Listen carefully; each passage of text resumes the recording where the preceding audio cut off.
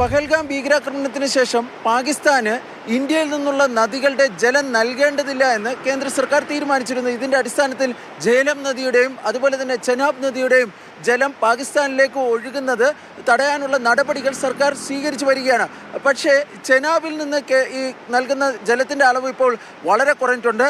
എന്നാൽ ജേലത്തിലെ സ്ഥിതി സ്വല്പം വ്യത്യാസമാണ്. നമ്മളിപ്പോൾ നിൽക്കുന്നത് ഉറിക്ക് സമീപമാണ്.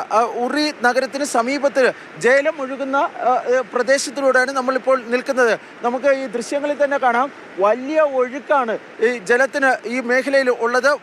വലിയ തോതിലാണ് ജലം ഇങ്ങനെ ഒഴുകി വരുന്നത്.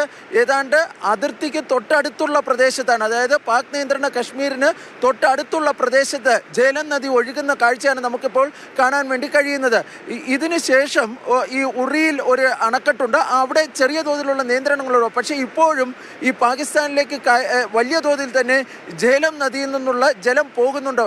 എന്നാൽ സർക്കാർ അത് ക്രിയാത്മകമായി തടയുന്നതിനുള്ള നടപടികൾ സ്വീകരിച്ചു വരികയാണ്. പ്രധാനമായും ജേലം അതുപോലെ തന്നെ ഈ ചെനാബ് നദികളിലെ ജലം ഈ പാകിസ്ഥാന് നൽകാതിരിക്കുമ്പോൾ അത് ഇന്ത്യയിൽ എങ്ങനെ ഉപയോഗിക്കണം എന്നതിനെ സംബന്ധിച്ചുള്ള ചില ചർച്ചകൾ സജീവമായി തന്നെ നടക്കുന്നുണ്ട്.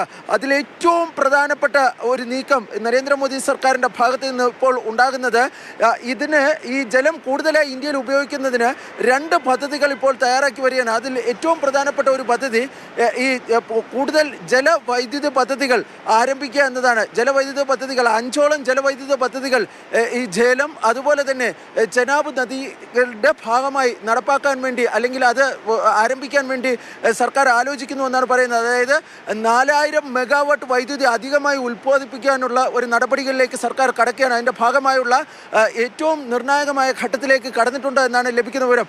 അങ്ങനെ വരികയാണെങ്കിൽ ഈ കുത്തി ഒഴുകുന്ന ഈ ജലം നമുക്ക് ഇവിടെ തടയുമ്പോൾ തന്നെ അത് ഫലപ്രദമായി ഇന്ത്യക്ക് അത് ഫലപ്രദമായി ഉപയോഗിക്കാൻ പറ്റുന്ന ഒരു സാഹചര്യം ഉണ്ടാകുന്നതായിരിക്കും. ഇതിനു പുറമെ ഈ ഇന്ത്യയിൽ സാധാരണഗതിയിൽ ഈ ജലം അതുപോലെ തന്നെ ചെനാബ് നദികളുടെ ജലം അധികമായി കാർഷിക ആവശ്യങ്ങൾക്ക് ഉപയോഗിക്കാറില്ലായിരുന്നു.